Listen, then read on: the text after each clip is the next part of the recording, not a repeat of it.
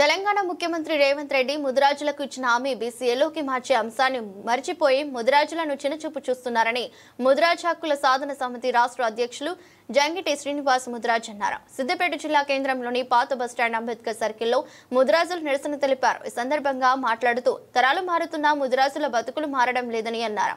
ముదిరాజులను కేవలం ఓటు బ్యాంకుగా వాడుకొని గద్దెనెక్కి ముదిరాజుల అంశాన్ని తుంగలో తొక్కుతున్నారని విమర్శించారు. మొన్న ఎన్నికల సమయంలో రేవంత్ రెడ్డి గారు ముదిరాజులకు అన్యాయం జరుగుతుంది, ముదిరాజులకు ఎవరు న్యాయం చేయలేదు, నేను గద్దెనెక్కిన తర్వాత నేను ముఖ్యమంత్రి కాగానే ముదిరాజులను వాళ్ళ ప్రధానమైనటువంటి డిమాండు బీసీ డి నుంచి బీసీఏలోకి మార్చాలి, మరి అదేవిధంగా 18 సంవత్సరాలు నిన్నటువంటి మరి యువకులను మత్స్య సొసైటీలో చేర్చాలి, వారికి నేను ఈ రెండు చేస్తాను అని చెప్పి బీసీ డి నుంచి బీసీఏలోకి మార్చడానికి మా మేనిఫెస్టోలో పెడుతున్నామని చెప్పి మరి ముదిరాజుల అంశాన్ని బీసీఏలోకి చేరుస్తున్నామని మేనిఫెస్టోలో పొందుపరిచినటువంటి రేవంత్ రెడ్డి ఇవాళ బీసీ రాగం ఎత్తుకొని బీసీ రాగంతో ముందుకు పోతూ మరి బీసీ రాగం ఇవాళ కామారెడ్డిలో మళ్ళీ విజయోత్సవ సభ 15 తారీఖు నాడు పెట్టుకొని మరి బీసీల రాగం పాడుతూ ఉన్నాడు. అంటే రేవంత్ రెడ్డికి ఇవాళ మేము ముదిరాజులము కనపడతలేమా?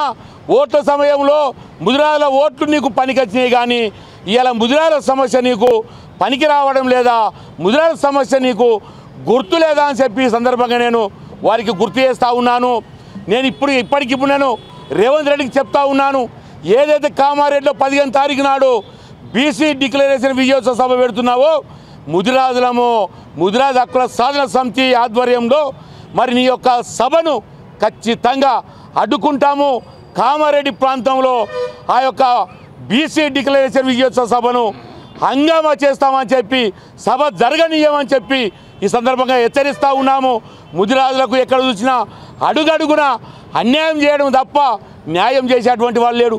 మొన్న మరి ముదిరాజులకు మత్స్యకారులకు మరి ఉచితంగా చేప పిల్లలు ఇవ్వాల్సి ఉండగా మరి రేవంత్ రెడ్డి గారు రేపు 15వ తేదీ నాడు కామారెడ్డిలో బీసీ డిక్లరేషన్ పైన ఈ రాష్ట్ర ప్రభుత్వం ఏదైతే ఎన్నికలకు ముందు కామారెడ్డిలో బీసీ డిక్లరేషన్ అని మరి ప్రకటించి ఆ బీసీ డిక్లరేషన్ను 15 నాడు విజయోత్సవ సభగా మరి బీసీలకు 42% రిజర్వేషన్ ఉద్యోగ రాజకీయ మరి రిజర్వేషన్ను ప్రకటిస్తారని మాట ఇచ్చిన దాని ప్రకారం మరి కామారెడ్డిలో ముఖ్యమంత్రి రేవంత్ రెడ్డి గారు మరి ఆయన మీటింగ్ పెడతా ఉన్నాడు.